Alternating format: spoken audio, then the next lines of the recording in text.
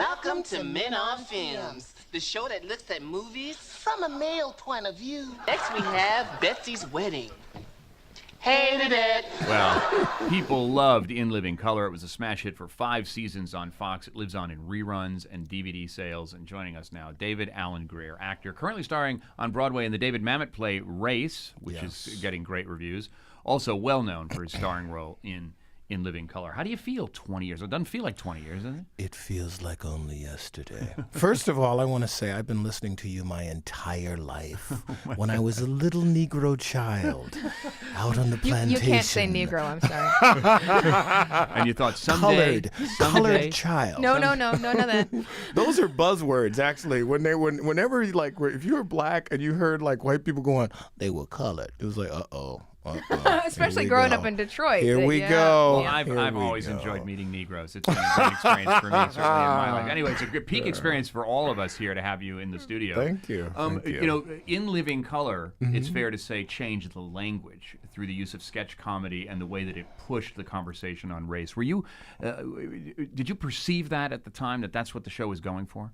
Well, here was 2 things. There was this great, what do I want to say? It was the City of Gold was this. Like when Eddie Murphy got on Saturday Night Live, everybody was saying, oh, it would be great to have a black Saturday Night Live. And he talked about creating it. It never really happened. Everyone talked about it. So, you know, to black actors, this is when I had done Soldier's Story. I met Robert Townsend, that kind of thing. And he had auditioned. We were like, oh, yeah, it would be great to do a black Saturday Night Live. So after the success of I'm Gonna Get You Sucker, which is a movie that Keenan Ivory Wayans directed and wrote. And wasn't it Sucker? Yes, it was Sucker, like Fitty. Sucker. Thank you so much on my ebonical correction. Well, you're Broadway, you know, it's constantly screwing up your language.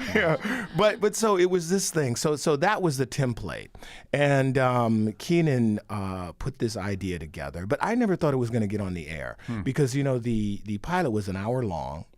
And in fact, that was the freedom of it. I mean, we'd done this pilot, we did it, and it was reviewed in Vanity Fair before it was picked up. So out of all the things I did in my career, I would travel around. It was about a year before we did between the pilot and the pickup. I would go around and do these other shows, and the crew, everybody'd go, I just saw this thing. What was it? And I was like, oh, it's a pilot I did. So Tsunami pre-broadcast buzz. Yes. And characters that are unforgettable. Here's one. All right, kids. I'm Homie the Clown. Y'all ready to have some fun? Yeah! All right, what y'all want me to do first? You could slip on a banana peel and fall on your butt. Oh, yeah, fall down, bust my skull open, have my blood and brains ooze out on the carpet so you can get a couple of cheap laughs, huh? I don't think so.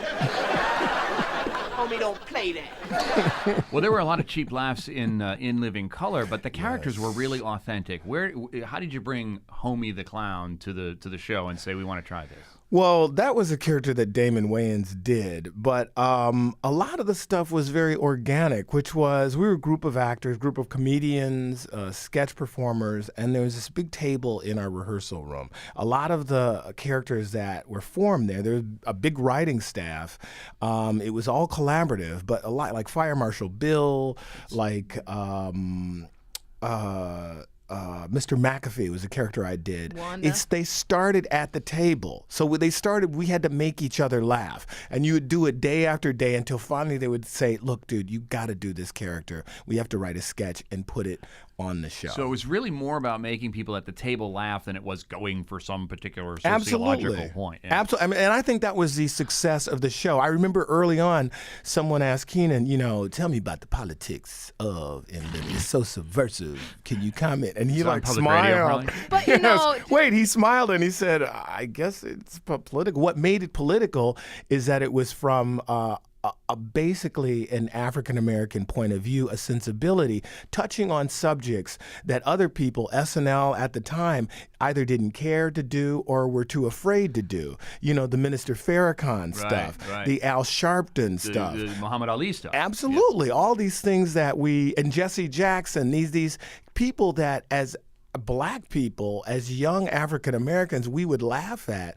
but we would laugh at in and amongst ourselves. We just put it out there. But it you know? kind of became political when Fox started censoring the show, which clearly upset the Wayans. And actually, a lot of those sketches you can't see them anymore in the DVDs. They've removed them completely. Yeah. I don't know if we could do the show. I know we did the not today. I know we did the Headleys, and there were all these Jamaican curse words. So the first couple times we did it, they let them slide, because what we would do, it was like bombarding them with so much stuff. This censor would come and try and, filter through. He didn't know Jamaican curse words. It wasn't until these Jamaican viewers were saying, "Do you know what they're saying?" So then finally fantastic. they would take it away. But I'll tell you a quick story about Men on Film. Men on Film, a lot of times what we would do on In Living Color is we would read a sketch. If it didn't work on this end of the table, two people down here would say, "Well, let us try." So initially it was Keenan and Damon. They were going to be Dickie and Donnie so-and-so, two gay film critics. It didn't, really work. I had an idea.